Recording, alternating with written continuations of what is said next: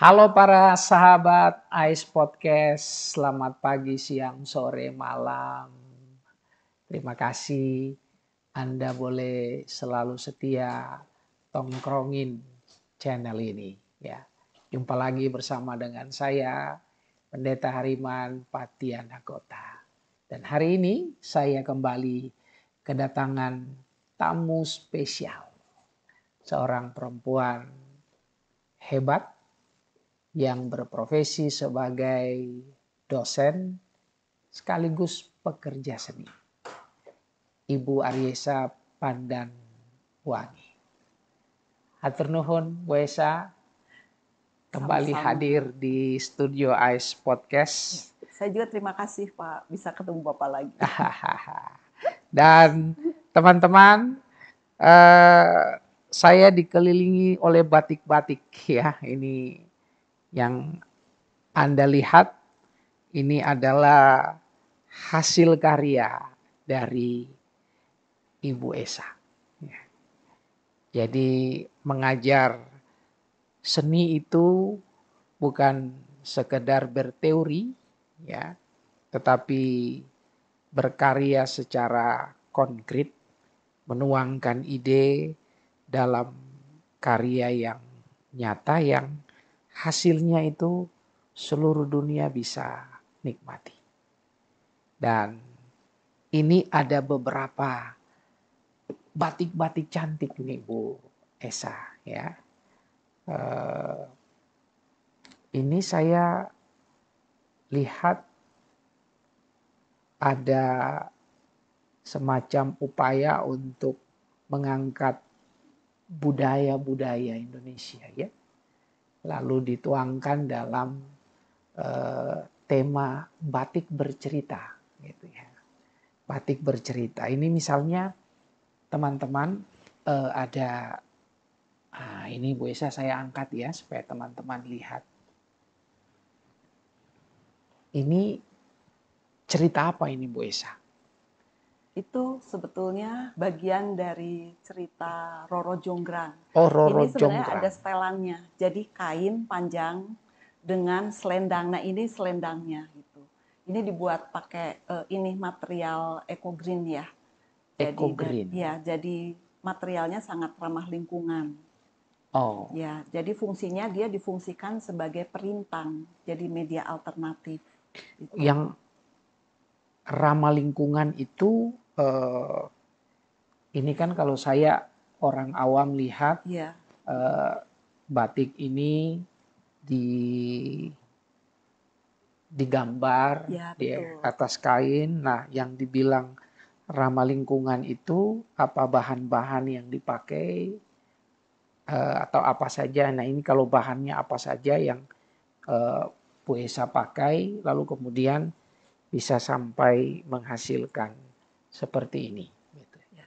Jadi yang pertama itu memanfaatkan, ini sebetulnya semuanya ini hasil dari penelitian. Jadi kebetulan saya memegang mata kuliah lukis wastra dan batik kreatif. Jadi memanfaatkan material dari bubuk biji asam Jawa. Oh, bubuk biji asam Jawa. Ya. Kemudian ini diolah, hanya dicampurkan dengan mentega atau lemak nabati. Nah, kemudian dicampur dengan air panas, kemudian dicampur dengan air dingin. Setelah itu diaduk sampai rata, kemudian didiamkan 1 malam. Setelah itu baru siap untuk dipergunakan. Kita tidak akan menyangka dari limbah ini kemudian bisa menjadi material alternatif untuk membatik. Disebut membatik, ini saya biasanya menyebutnya itu dengan batik kreatif. Karena ini menggunakan media alternatif yang ramah lingkungan. Bahkan airnya pun itu tidak akan merusak lingkungan ketika dicuci itu. Dan tidak harus ganti-ganti air, tidak perlu menggunakan bahan kimia, cukup hanya dibilas, dicuci sampai bersih. Yang penting si malamnya itu tidak menempel di bagian yang lain, karena kalau menempel di bagian yang lain dia akan menyisakan jejak warna putih gitu. Nah, seperti itu. Nah, perjalanan menuju batik bercerita sebetulnya diawali dari sini. Waktu itu saya pernah mendapatkan hibah tahun 2017 Yang ya. ini ya, Ya, teman-teman. itu ada beberapa bahan ya. Dan ini kalau menggunakan batik lilin dingin itu keistimewaannya itu dia bisa menggunakan bahan polyester, tidak harus katun gitu kan biasanya atau sutra gitu. Ini yang disebut bahan polyester ya. Iya, iya. Jadi tapi si materialnya kita menggunakan lilin dingin gitu. Nah, dimulai dari sini ini waktu itu Lilin dingin teh naon, Bu? Kan kalau lilin panas canting kan menggunakan lilin panas. Kalau ini materialnya itu karena tidak dipanaskan, kami menyebutnya itu lilin dingin. Ya. Nah, dari sini kemudian waktu itu kita mendapatkan hibah itu 2 tahun. Nah, produk ini bagian dari produk-produknya yang divisualisasikan dalam bentuk karya seni. Ini kurang lebih ada sekitar beberapa karya ya produk waktu itu. Nah, setelah itu kita ngajuin lagi batik bercerita. Tapi sebetulnya kita udah punya rekam jejak dari penelitian sebelumnya. Nah, batik bercerita ini kita memetakan batik bercerita itu di 5 kota. Kenapa harus 5 kota? Karena kita mengambil perwakilan-perwakilan sentra pembatikan di Pulau Jawa yang masih hidup. Karena banyak sekali yang udah redup, seperti itu. Dan jadi kita ngambil banyak di kota-kota besar. Jakarta, Pekalongan, Cirebon, Garut, seperti itu. Nah, kemudian kita langkah pertama tuh memetakan terlebih dahulu. Mana sih yang paling banyak ini yang diangkat oleh masyarakat? Cerita-cerita rakyat. Cerita-cerita rakyat. Dan ternyata di sentra pembatikan pun nggak gampang cari batik bercerita itu. Sangat sedikit itu. Kebanyakan mereka flora, fauna. Ya, jadi terus mengangkat batik-batik yang lebih dulu, kemudian mereka kembangkan. Sangat sedikit yang mengangkat tentang cerita rakyat. Ini merupakan satu peluang untuk kita bisa mengisi kekosongan tersebut. Kita kemudian juga kerjasama sama 2 sentra pembatikan di Pekalongan sama di Jogja. Kalau di Jogja memang kenalnya sudah lama karena saya memang tergabung di Koperasi Batik Senopati di Jogja. Nah, kemudian setelah itu kita mengidentifikasi. Nah, cerita-cerita rakyat mana saja yang akan kita produksi. Nah, kemudian kita kerjasama dengan sentra-sentra pembatikan ini. Kemudian mereka tadinya juga nggak mudah untuk memperkenalkan material yang eco-green ini. Ya, jadi mereka tuh seperti apa sih? Akhirnya kita bikin dengan koperasi, istilahnya tuh dengan perkumpulan pembatik di Pekalongan. Jadi kita waktu itu sama teman-teman dari lintas institusi, teman-teman peneliti, kemudian kita memperkenalkan. Mereka juga sampai terheran-heran, kita kok bisa ya dengan material yang demikian sederhana difungsikan seperti ini. Nah, sudah berhasil baru mereka mau memproduksi dalam ukuran yang besar. Yang besar. Ya, pertamanya pun ukuran yang besar itu jangan dikira sekali jadi gitu. Mereka pun karena itu untuk misalnya untuk mengguta itu jarak dari kain atau apa mereka tempelkan seperti canting lilin panas mengerjakannya. Ternyata kan ada teknik trik-triknya sendiri. Jadi mereka pun latihan dulu, mereka melatih dulu si ininya pembatiknya itu. Nah, kita juga tidak berani mengerjakan banyak, tapi kita misalnya dari satu peneliti itu memberikan tema 5 cerita. Jadi tiap peneliti punya masing-masing untuk dibuat direalisasikan tuh. Pertama hasilnya nggak sebagus seperti yang kita harapkan karena kita sendiri kan bisa ya untuk membuatnya itu. Sampai beberapa kali sampai akhirnya betul-betul memang bisa berhasil. Hasilnya seperti ini yang ini yang dibuat di Pekalongan. Nah, waktu itu masa pandemi. Nah, ini kurang lebih hasilnya seperti ini ya. Nah, saya menggabungkan cerita rakyat itu dengan seolah di masa pandemi terjadinya itu. Dan ternyata ini sebetulnya tuh banyak ketika dipamerkan di luar itu tuh banyak menarik minat ini. Kenapa bisa bisa mengangkat sampai cerita ini. Jadi kita bisa banyak sekali komunikasi dan banyak membuka peluang-peluang untuk kerjasama selanjutnya. Nah, kemudian setelah kita di Pekalongan, kita juga mencoba dengan UMKM yang di Jogja. Dan ternyata mereka itu malahan waktu pertama kita ini tuh sampai berjubel sekali orang karena kita kerja sama-sama koperasi yang membawahi para pembatik yang udah nggak ngelakuin, yang ownernya, kemudian yang memang udah dia memang masih menekuni karena ternyata sampai ketuanya itu saya dipanggil, Bu Esa katanya tuh, dia sendiri menyambut dengan baik material ini karena demikian banyak pembatik-pembatik yang mengerjakan handmade itu apa istilahnya tuh mereka menutup usahanya karena kesulitan bahan baku, kemudian diharuskan punya ruang dan tempat pembuangan yang memenuhi AMDAL gitu. Dan itu tuh sebetulnya itu nggak mudah untuk perizinannya, untuk pengurusannya kan ya. Ini salah satu peluang katanya jadi kita sih menyambut baik dan ini ada harapan juga untuk bisa menghidupkan kembali untuk pengrajin batik pengrajin. Tapi apakah ini waktu itu pertanyaannya itu apakah ketika diimplementasikan untuk motif-motif yang langka apa bisa saya bilang tuh kalau untuk yang kecil-kecil kita juga udah coba. Untuk yang kecil-kecil itu biasanya kita belum bisa nemuin sampai yang kalau yang pakai lilin panas itu sampai seujung peniti itu bisa dapat. Kalau ini nggak bisa. Jadi ada keunggulannya dan memang ada kelemahannya. Makanya kenapa di sini kalau kita lihat perhatikan tuh semua garisnya gede-gede ya. Gede-gede. Walaupun udah kita buat kecil ya, tapi ketika sudah menyerap ke kainnya itu tetap jadinya tuh jadi besar guratannya, jejaknya ini. Ini semua handmade ya, pakai tangan sendiri. Semua handmade ini. Tapi ada yang dikerjakan pengrajin dan ada yang dikerjakan ini di Jogja, ini di Pekalongan, ini saya sendiri, yang dua ini. Jadi memang ada ininya yang ini sama saya sendiri, yang ini kelihatan dari rembesan-rembesan warnanya yang kalau tidak menutup rata itu kelihatan nah seperti ini jadi nggak rata ini nggak rata kayak gitu ketika dicuci itu kan ada penurunan warna sedikit gradasinya ya. Iya seperti itu.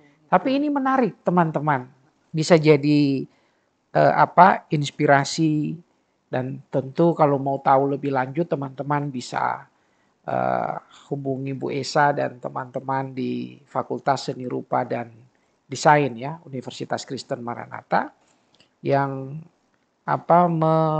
menemukan material eco green ya istilah kerennya gitu ya. Sebetulnya bukan menemukan tapi saya lebih mengembangkan. Karena kalau ya di istilahnya menemukan itu rekan saya yang menemukan.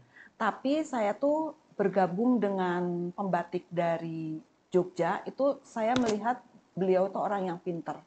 Dia mengatakan, Bu Esa, katanya, jam 10 malam saya ingat sekali ya, coba ini dicampur sama, dia menyebutkan salah satu campurannya, selain dengan tamarin katanya tuh.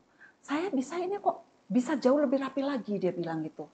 Jadi kita itu yang penelitian yang di Jogja ini, kita uji coba, jadi saya nyebutnya pilot project, kita bikin seperti bentangan yang sangat besar, kemudian dicoba diimplementasikan di kain, terus ternyata hasilnya dalam berapa jam itu bisa diproduksi banyak gitu loh.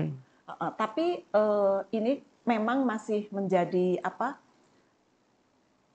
istilahnya itu belum bisa diterima oleh banyak orang gitu untuk memproduksi dalam jumlah banyak dengan material seperti itu gitu. Karena tapi saya sendiri secara pribadi mencoba beberapa kain dari hasil dari lilin dingin ini diuji cobakan ke batik dan dipakai kemudian dicuci itu nggak berubah warnanya. Nggak luntur ya. Betul, nggak luntur gitu. Dan ketika dicuci pun memang ini turunnya tuh sedikit tapi dicuci lagi juga nggak luntur gitu loh. Iya gitu. Jadi ini boleh kalau menurut saya sih sebetulnya ini bisa dipertanggungjawabkan hasilnya gitu ya. Dan tidak kalah dengan produk dengan batik yang memang dibuat dengan lilin panas gitu. Jadi ini alternatif, ada lilin panas, ini yang lilin dingin. Dan saya ini banyak sekali ngasih pelatihan itu ke sentra-sentra pembatikan itu sampai ke pelosok-pelosok itu atas permintaan mereka gitu. Mereka tahu ada, bahkan Fukuoka sendiri itu pernah ngehubungin itu, saya tidak kenal sama sekali tapi dia intens sekali sampai akhirnya kita berangkat ke sana dengan biaya full dari sana untuk memperkenalkan lilin dingin ini. Yang tadinya 1 hari jadi 3 hari minta workshopnya itu gitu. Ini peluang buat Bapak Ibu, teman-teman yang pengrajin batik ya, pengrajin tenun ya, di daerah-daerah yang barangkali bisa memanfaatkan ya bahan-bahan yang tersedia di alam kita sebenarnya ya. Betul. Di asam jawa, seterusnya tinggal dicampur dengan teknik lilin dingin, kemudian bisa menghasilkan kain-kain yang cantik ya, batik-batik yang cantik yang sebenarnya kita ada di satu era di mana batik itu kan sudah dikenal sebagai warisan dunia ya, warisan dunia. Sehingga tidak terbatas pasarnya, tidak hanya di Indonesia tapi dunia ya, seluruh dunia. Sehingga di situ kemungkinan untuk kita mengembangkan income kita itu juga sangat besar ya lewat usaha batik yang digeluti ya. Nah, kemudian Bu Esa ini tadi ada tema batik bercerita, ini juga menarik nih teman-teman. Mungkin Bu Esa bisa ngangkat dari batik-batik ini ada cerita rakyat apa yang kemudian Bu Esa imajinasikan, kemudian disatukan di dalam batik ini yang nanti teman-teman kan juga bisa mengangkat hal serupa ya dalam cerita-cerita di masyarakat kita tuh kan banyak sekali sebenarnya kan ya cerita-cerita lokal yang sebenarnya itu bisa kita tuangkan dalam karya yang punya nilai ekonomis tinggi ya. Ini yang bisa Bu Esa ceritakan ke kita cerita rakyat apa ya? Yang misalnya ini. Cerita tentang Nyi Roro Kidul itu kan ada di Jawa Barat juga di Pulau Jawa, juga ada di Jogja juga banyak ya cerita tentang Nyi Roro Kidul ini. Cerita tentang Nyi Roro Kidul ini divisualisasikan tuh setiap karya seni itu biasanya mistis ya, mengandung orang teh kesannya tuh waduh ada sesuatu yang beda gitu. Nah, kalau diimplementasikan ke batik justru kita tidak mengangkat yang mistisnya itu ya. Justru yang diangkat itu adalah yang estetiknya. Iya, jadi Nyi Roro Kidul itu tidak digambarkan sebagai perempuan yang dia seram untuk dilihat, tapi justru kecantikannya yang kita angkat gitu. Jadi kalau dilihat dari ini ya, ini kan karena ini saya ngangkatnya dari batik Pekalongan ya, jadi ini digambarkan Nyi Roro Kidulnya ini justru seolah-olah itu bukan untuk menakuti, tapi ini seolah-olah itu sedang bermain di atas laut gitu. Nah ini yang diangkat itu gitu. Jadi penggalan-penggalan dari cerita dari Nyi Roro Kidulnya itu sendiri. Kan Nyi Roro Kidul itu diceritakan tuh biasanya tuh dia muncul ke laut, dia menyukai warna hijau gitu ya. Nah ini dipadukan ketika masa pandemi. Dari masa pandemi ini dimunculkan ini bukan untuk ditakuti tapi bermain dengan Nyi Roro Kidulnya itu sendiri. Jadi di sini juga imajinasi kita sebagai seorang pekerja seni juga bermain di sini, ya. Jadi ini, nah latarnya ini menggunakan ngangkat dari parang ya, motif parang. Batik parang Pekalongan. Ya. Bukan, jadi parang kan banyak sekali jenisnya. Nah ini saya udah masuk juga ini di improvisasi istilahnya ya. Ini tidak 100% diambil motif parang, tetapi bentuk-bentuknya ini sudah diambil dari motif parang. Jadi diinspirasi dari motif parang. Jadi ini memadukan antara motif parang dengan ini cerita Nyi Roro Kidul ini ya. Di masa COVID. Di masa COVID itu. Dan ini udah keliling kemana-mana ini ini udah banyak orang yang suka banget sama ini. Tapi ini satu-satunya yang saya pertahankan. Buat diproduksi massal gitu ya? Enggak, jadi ini memang kita bikinnya satu-satu semuanya. Satu-satu. Tiap orang pameran asal di luar aja, ini orang suka banget. Orang mau beli. Orang mau beli, tapi saya nggak jual. Tapi nggak jual. Ya, biasanya ada beberapa yang istilahnya itu tidak dijual, yang kayak di Manila kemarin itu ada yang beli gitu. Terus ketika pameran di Praha juga itu juga ada yang beli itu. Kemudian yang ini, yang cerita ini selendangnya ya. Ini jadi ketika pakai kain ya, terus motifnya sama. Nah, dalam bentuk kain besar. Tapi ini dibuat untuk selendangnya kalau dipakai untuk setelan itu ya itu. Jadi ini merupakan bagian ya dari cerita ketika Bandung Bondowoso berhasil melengkapi si Roro Jonggrangnya. Jadi 1000 candi. 1000 candi. Ya, makanya ini dijajar semuanya tentang candi itu dibikin di atas kain 2,15 meter ininya. Kemudian kalau yang ini di bagian cerita yang pertama ini menceritakan tentang, nah ini dalam satu lembar kain.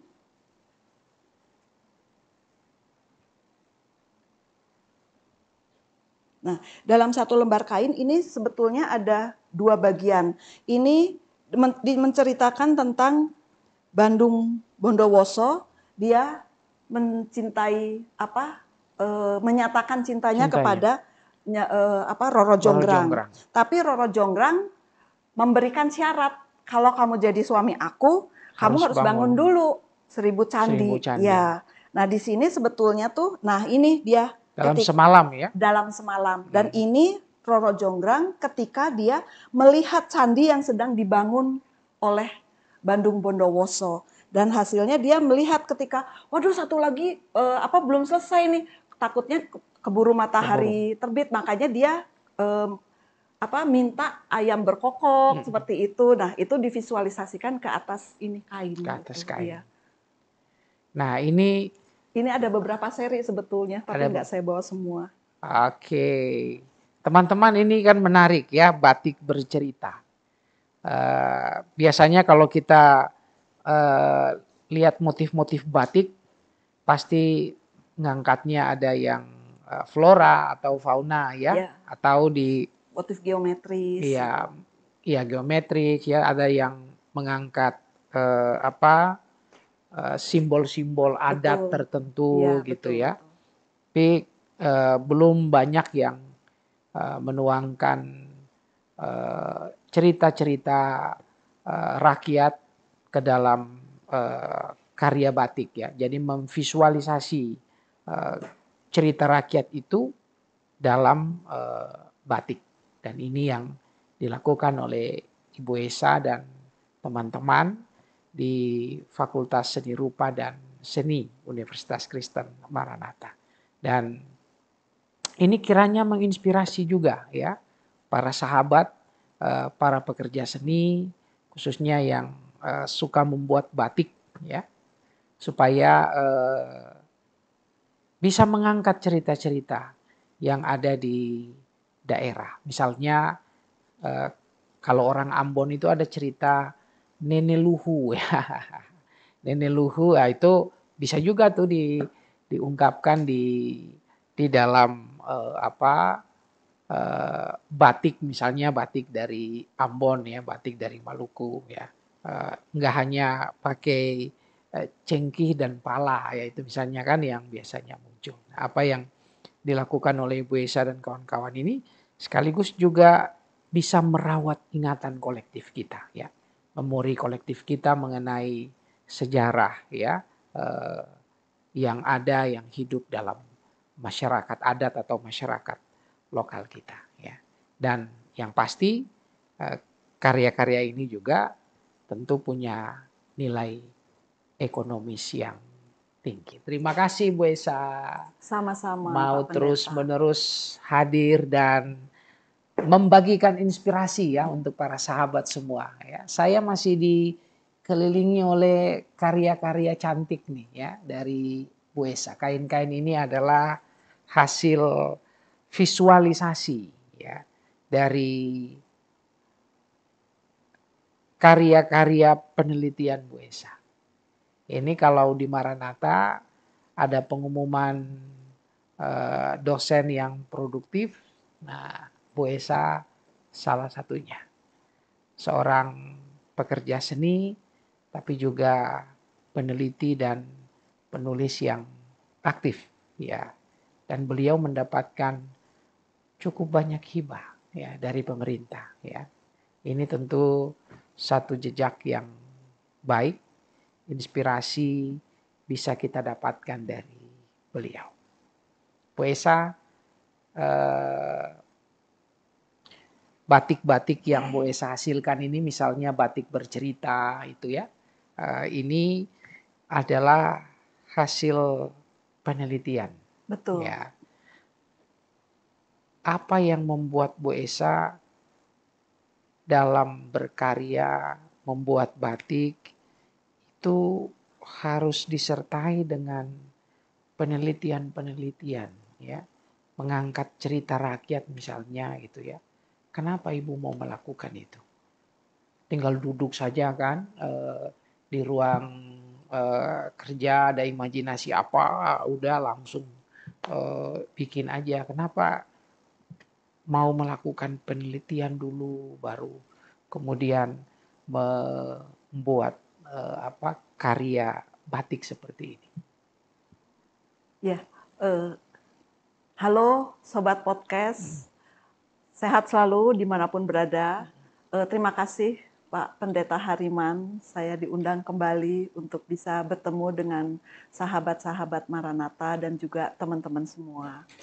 Jadi yang pertama-tama ketertarikan saya memang dari awal ketika saya bergabung dengan Maranatha itu saya memang punya ketertarikan besar terhadap bidang penelitian. Jadi setelah saya banyak mengajar, kemudian saya juga mencoba untuk mengikuti hibah. Ya waktu itu saya tidak punya pengalaman sama sekali untuk mengikuti hibah itu. Tapi atas dasar masukan dari teman-teman yang sudah terlebih dahulu mendapatkan hibah itu, coba dulu dengan hibah penelitian dasar. Waktu itu namanya masih penelitian fundamental tahun 2017. Tapi ternyata sekarang ada lagi fundamental. Nah, terus saya coba mengikuti sampai saya harus membuat apa? Akhirnya saya tertarik untuk meneliti tentang kearifan lokal di Nias. Ya, hasilnya juga itu diimplementasikan ke atas lembar kain.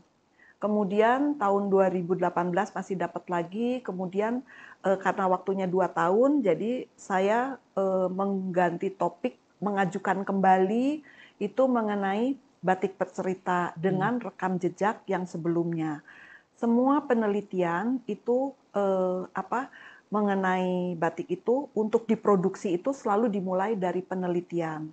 Tujuannya itu untuk memetakan data-data yang kita peroleh supaya kita itu tahu data yang seperti ini itu sudah dipakai oleh penelitian siapa supaya tidak terjadi duplikasi atau penggandaan data dipergunakan dalam penelitian dan hasilnya tuh cuma mirip-mirip aja. Mirip-mirip aja. Ya, kemudian setelah itu juga kita identifikasi data-data tersebut.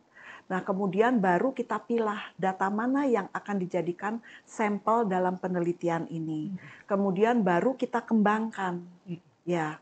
Nah, dikembangkan itu biasanya kita mengaitkan dengan isu yang terjadi pada saat itu. Sebagai contoh, ketika kita meneliti batik bercerita di 5 kota, itu kebetulan itu pas ada pandemi. Jadi ketika itu kita gabungkan nih batik bercerita dengan pandemi, dan ternyata mungkin ya itu langka sekali kita mendapatkan nilai-nilai kearifan lokal yang diangkat dari batik bercerita dan dibuat pada masa pandemi, karena pada kenyataannya pada masa pandemi itu begitu banyak sentra pembatikan itu yang tutup karena tidak adanya pesanan dari luar. Jadi ketika kita bekerja sama dengan UMKM juga, ini salah satu pemasukan juga buat mereka juga gitu. Jadi itulah salah satu alasannya di antara demikian banyak penelitian itu, demikian banyak produk yang dihasilkan, itu kenapa diawali dengan penelitian. Jadi mencegah duplikasi, apalagi ini untuk karya-karya seni ya. Iya. Harusnya kreatif, inovatif, dan ada sesuatu yang baru yang selalu ditawarkan. Betul, Dan betul. disinilah Bu Esa dan kawan-kawan dalam berkarya melakukan terlebih dahulu penelitian, ya, sehingga ya batiknya jadi berbeda ya. Sekarang batik bercerita yang sebelum-sebelumnya mungkin kalau kita lihat batik ada motif flora dan fauna begitu ya, atau simbol-simbol tertentu saja yang dipakai ya. Tapi dengan batik bercerita ini mengangkat cerita-cerita budaya yang ada, tapi juga dikaitkan dengan kondisi-kondisi aktual. Yang disinilah sebenarnya novelty-nya lah ya, katakanlah semacam itu ya, novelty-nya. Dan nah, yang menarik nih, ini mungkin teman-teman yang ingin menjadi peneliti, yang dosen juga bisa belajar dari cerita Ibu Esa ya. Gimana caranya Bu Esa kemudian bisa mendapatkan hibah ya dalam melakukan penelitian itu kan juga butuh support ya, pendanaan dan lain-lain. Nah, gimana cara Bu Esa mungkin bisa dibagikan ke teman-teman tips and trick ya untuk bisa memenangkan hibah, karena Bu Esa dalam setiap tahun ada berapa hibah yang didapatkan? Kadang-kadang tiap tahun 2, pasti ada kadang-kadang ya? 3 ya. Tahun kemarin dapat 3 karena satu penelitian dari Kemendikbudristek-Dikti, kemudian yang 2 lagi itu PKM-nya, pengabdian pada masyarakat. Itu dapat 2, tapi saya sebagai anggota. Kalau yang peneliti ini sebagai ketua. Gitu ya. Jadi bisa dapatkan hibah 2 sampai 3 setiap tahun. Nah ini kan sesuatu yang sangat membanggakan tentu saja ya bagi orang yang punya profesi sebagai dosen dan peneliti. Triknya apa tuh Bu Esa? Tipsnya untuk bisa dapatkan kita hibah kan itu? Tadinya kan saya juga berangkat dari nol ya ketika menjadi dosen itu.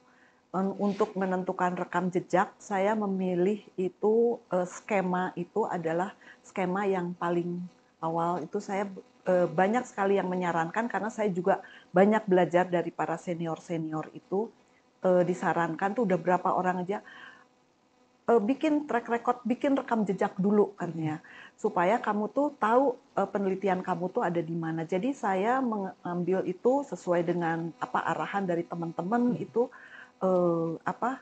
mengambil skema penelitian fundamental pada saat itu. Saya mengambil waktunya itu 2 tahun. Dari situ kemudian saya tingkatkan penelitian terapan, lolos juga itu. Nah, penelitian terapan ini saya ambil waktu itu 3 tahun. Nah, setelah 3 tahun, kemudian saya juga diajak pokoknya setelah saya 5 tahun berturut-turut itu dapat hibah, itu banyak banget yang ngajakin tuh, ayo Sa, kamu jadi ketua, Sa, kamu Sa, jadi anggota, kayak gitu. Tapi saya juga kan harus memilih karena ada keterbatasan untuk keikutsertaan dalam hibah Ristek Dikti ini. Jadi saya biasanya ketua itu saya sendiri, kemudian nanti saya merekrut itu, saya selalu dari penelitian awal itu nggak pernah bawa temen itu untuk yang sama-sama bidang keilmuannya, saya selalu menggabungkan dengan lintas keilmuan.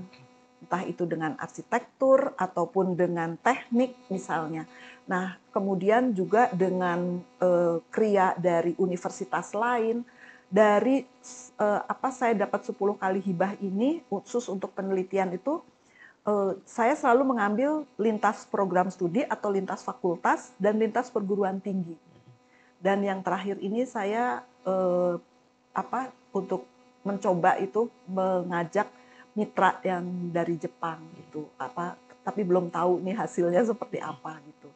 Nah, kita biasanya selalu mendapatkan buku pedoman penelitian dan pengabdian masyarakat itu dari pemerintah. Tebalnya itu selalu ratus-ratus halaman. Saya biasanya nggak pernah baca sampai semuanya, saya baca nggak pernah gitu. Kalau saya milih penelitian terapan, maka itu saya split si buku itu. Lihat yang bagian terapan. Yang hanya terapannya saja. Benar-benar saya pisahkan. Tema risetnya apa yang diangkat. Dan saya tema riset itu kan banyak. Dari kesehatan untuk sampai kedokteran, pangan, kemudian pertanian, itu semua ada. Itu sudah ditawarkan semua dalam buku itu. Semua udah ada tema-temanya itu, udah ditentukan. Saya nggak baca itu, tapi saya betul-betul dibuang tuh, di split, hanya yang saya ambil adalah seni dan sosial humaniora. Dari situ kemudian saya mengambil kata-kata kunci. Kata-kata kunci itu misalnya seni. Misalnya penguatan sosial budaya, atau misalnya tuh eco green, karya seni yang berkelanjutan. Nah, itu saya pilih dulu sebelum saya menentukan judul. Nah, dari situ kemudian nanti yang bagian sebelum kita submit, kan kita di situ udah ada template-nya kan, template yang disajikan di di buku panduan tersebut ya. Saya belum masuk nih ke bagian webnya ini. Nah, di situ langsung saya masukin ini dan saya sangat strict untuk memperhatikan petunjuk. Karena kan itu untuk desk evaluation itu misalnya abstrak. Kalau dulu 500 kata, ringkasan itu dulu 500 kata, sekarang berkurang jadi 300 kata. Di situ diminta dari latar belakang, tujuannya, metode, kemudian sampai TKT-nya, tingkat kesiapan teknologinya. Itu biasanya saya bold satu-satu yang apa yang diminta. Itu dari awal 2017 saya sudah melakukan seperti itu. Nah, waktu itu nggak seperti sekarang ya, ada kesempatan banyak sosialisasi, terus ada pendampingan gitu. Saya waktu itu terus terang betul-betul memulai belajar sendiri. Ya karena memang di lingkungan di fakultas tuh belum ada sama sekali yang dapetin hibah gitu. Nah terus udah gitu ternyata itu tuh sangat efektif sekali dimasukin, dan saya tuh kalau itu belum 1000, saya kalau udah 1000 harus berhenti. Mendingan kurang sedikit daripada lebih 1000 kata. Ya. Di template yang diminta. Di template yang diminta. Dan kalau misalnya di situ harus ada alur dan bagan misalnya, alur bagan penelitian. Terus harus bisa dikaitkan dengan misalnya dengan siapa yang bertanggung jawab terhadap luaran di setiap tahapan itu. Oh, itu saya ikutin betul-betul itu. Petunjuknya itu. Kalau yang saya lihat ya, yang sekarang aja saya kebetulan mendampingi secara sukarela teman-teman yang mau mengajukan hibah itu, enggak gitu, saya bilang tuh, nanti kita debat dulu, terus saya jelasin, ini loh petunjuknya kamu baca dulu deh, katanya gitu. Jadi baru mereka mau ngikutin gitu. Mungkin sama-sama ini ya, mereka juga punya prinsip ya dalam itu. meneliti. Terus kamu bikin roadmapnya misalnya harus 5 tahun, harus kelihatan di bagian itu gitu, nggak asal bikin gitu. 5 tahun berarti kamu ambil tahunnya mundur atau maju, ternyata. Roadmap itu harus memperlihatkan di tahun berapa penelitian kamu itu sampai di mana misalnya seperti itu. Nah, hal-hal yang seperti itu merasa kita punya roadmap, udah aja pakai yang udah ada gitu. Padahal yang diminta itu coba perhatiin secara detail seperti itu. Nah, kurang lebihnya tuh seperti itu sampai luaran pun biasanya orang tuh nulis tuh luaran jurnal internasional, jurnal yang mana yang dituju gitu loh. Jurnal nasional terakreditasi, di situ harus dibaca persyaratannya. Sinta 1 sampai 6. Jangan milih yang Sinta 6 kan itu. Supaya kamu ini bicara, pilih Sintanya tuh Sinta 1 atau Sinta 2. Iya. Sebutin jurnalnya apa gitu. Itu jadi sampai seperti itulah untuk supaya kita bisa dapat. Dulu kita yang tahun berapa itu udah lama sekali itu dipanggil kan sama LL Dikti yang dapat itu, diceritain, dibuka sama itu, selamat Bapak dan Ibu bersaing udah lolos dari 50 di antara 50.000 proposal. Mungkin sekarang bukan 50.000 lagi, ratusan. Ya, itu. Nah, ini teman-teman, Bapak Ibu khususnya para dosen ya yang berminat untuk mendapatkan hibah dalam rangka meningkatkan penelitian. Tadi yang pertama Bu Esa sampaikan harus baca dengan teliti ya. Petunjuk yang diberikan oleh Kemendikbudristek ya, itu betul-betul harus dipelajari ya. Enggak semuanya harus dibaca, tapi fokus pada bidang yang kita tekuni ya. Fokus di situ, baca aturan mainnya, template yang diberikan ya betul-betul kita harus isi sesuai dengan template itu.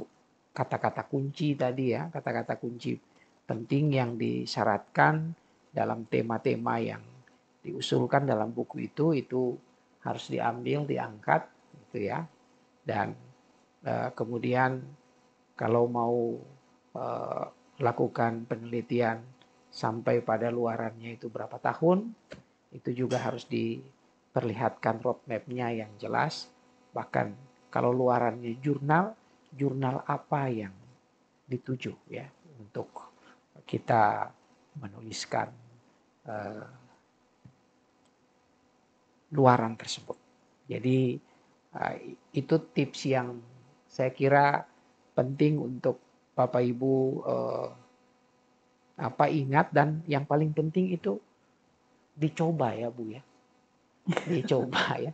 Soalnya kan kalau kita dapatkan tips ini kalau nggak dicoba, ya, Bu Esa berapa kali pernah gagal waktu mengajukan hibah ditolak, pernah nggak mengalami hal itu? Kalau di penelitian kebetulan selalu lolos terus.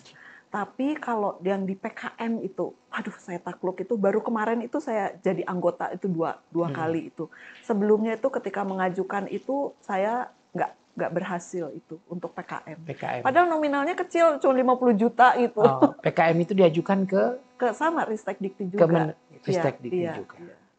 Dan itu gagal ya, sempat gagal ya. Iya. Gagal. Nah, sampai saya mikirnya tuh, mungkin saya dilahirin untuk jadi peneliti gitu. Gemes gitu untuk, dan kemarin tuh yang pertama kali dapat itu timnya Bu Cindra sama Pak Kris itu yang pertama dapat. Sebelumnya itu kan sulit sekali untuk nembus. Kalau bedanya yang untuk penelitian dan untuk yang PKM itu ininya keunikannya itu di mana Bu Esa? Kalau di luarannya ya. Di luarannya. Jadi pengabdian pun sekarang itu menuntut ada luaran. Ya, inovasinya juga apa? Kebermanfaatan hasil dari pengabdian untuk masyarakat itu apa gitu. Itu juga yang sekarang dan indikatornya tuh harus jelas. Sebelumnya masyarakat ini seperti apa, setelah kita mengimplementasikan keilmuan kita pada pengabdian tersebut, hasilnya seperti apa. dan itu ada kuantitatifnya. Mau 80%, 100%, nah itu harus jelas semua. Harus jelas semua. Nah, ini proyek penelitian apa yang sekarang sedang Bu Esa jalani dengan hibah yang didapatkan? Barusan hibah apa? Ya, ini kan saya habis ya yang tahun kemarin ini ya. Tahun ini habis, berarti saya punya kesempatan mengajukan itu satu penelitian sebagai ketua dan satu sebagai anggota. Yang satu penelitian sebagai ketua saya akan mengajukan itu masih berkelanjutan dari ini penelitian yang ini. Yang sekarang ya, Batik tetapi Bercerita. Ya saya lebih ke pengembangan di materialnya. Jadi saya menggandeng itu nanti melalui uji coba lab. Dia jadi untuk presisi perbandingan untuk pengembangan media alternatif ini. Kemudian yang saya sebagai anggota sama teman ini saya tadi udah periksa juga untuk diajukan juga itu saya sebagai anggota mengangkat mengenai dengan teknik itu mengenai sistem atau cara pendokumentasian batik-batik langka di Pulau Sumatera. Oke. Nggak ada rencana pergi ke Maluku, ke Ambon, tempat saya? Belum. Ada batiknya juga kan ya di sana. Di sana ya, batik ada Maluku, batik, ya. tapi yang populer itu tenun seperti yang saya pakai sekarang. Oh, iya. Ini tenun dari Tanimbar dan mereka juga memakai bahan-bahan alami, pewarna-pewarna. Iya. Menarik itu alami. kebetulan juga saya baru ke Maluku tuh mungkin 1 kali ya. Itu pun karena ikut seminar di sana pemakalah dulu. Mungkin selain batik barangkali nanti Bu Esa bisa teliti tenun. Iya. Tenun. Karena pengembangan material itu ya. Yang saya tahu misalnya petenun di Tanimbar itu mereka juga mengembangkan eco-green sebenarnya. Betul. Untuk pewarnanya kan untuk ya. Untuk pewarna ya. Terus barangkali itu juga kita kemudian bisa berkontribusi untuk pengembangan batik dan tenun ya yang ada di Indonesia. Karena ini saya lihat juga masih petenunnya nggak terlalu maju secara ekonomi. Ya, pebisnisnya yang maju gitu ya. Tapi pengrajinnya gitu-gitu aja. Pengrajinnya ya gitu-gitu aja ya, gitu-gitu aja. Dan mungkin itu juga salah satu tantangan untuk kita dalam rangka pengabdian ya untuk masyarakat. Sukses terus Bu Esa. Terima kasih. Untuk melakukan penelitian-penelitian yang tentu saja akan bermanfaat bagi masyarakat ya. Dan apalagi kalau hasil penelitian itu bisa kemudian diproduksi secara massal ya. Iya. Ini juga sebelum diproduksi secara massal itu kita udah melakukan uji coba di Balai Seni Batik di Jogja ya. Dan ini sedang menunggu ya. Salah satu Bu Esa sedang menunggu. Ini udah diuji coba. Sudah diuji coba semuanya. Iya. Berarti tinggal kalau itu kan ada hak patennya ya. Kalau ini untuk motifnya itu pakai hak cipta. Oh, ya. Motifnya hak cipta. Iya, saya ada 100 hak cipta. 100 hak cipta. Wow. Dari hibah. 100 hak cipta dari hibah ini kan luar biasa. Kalau diproduksi massal, wah. Tinggal kita duduk ongkang-ongkang kaki aja dapat dana hak cipta. Ya. Jadi ini sekaligus pesan untuk teman-teman generasi muda bahwa menjadi seorang pekerja seni itu sangat menjanjikan. Ya, kita tidak hanya punya kesempatan untuk mengangkat kebudayaan kita, ya, melestarikan, mengembangkan itu, tapi secara ekonomis juga kita tidak pernah rugi ya. Bahkan kalau kita menjadi pekerja seni yang sungguh-sungguh menggeluti bidang ini dengan total dan terus mau berkreasi, maka Anda akan sama seperti Bu Esa yang keliling-keliling dunia ya, membawa hasil karyanya untuk pameran. Dan yang menarik, yang membuat beliau berbeda dari seniman pada umumnya adalah apa yang beliau lakukan ini berbasis pada riset. Dan karena itu selain pekerja seni, beliau juga adalah seorang peneliti yang mendapatkan banyak hibah.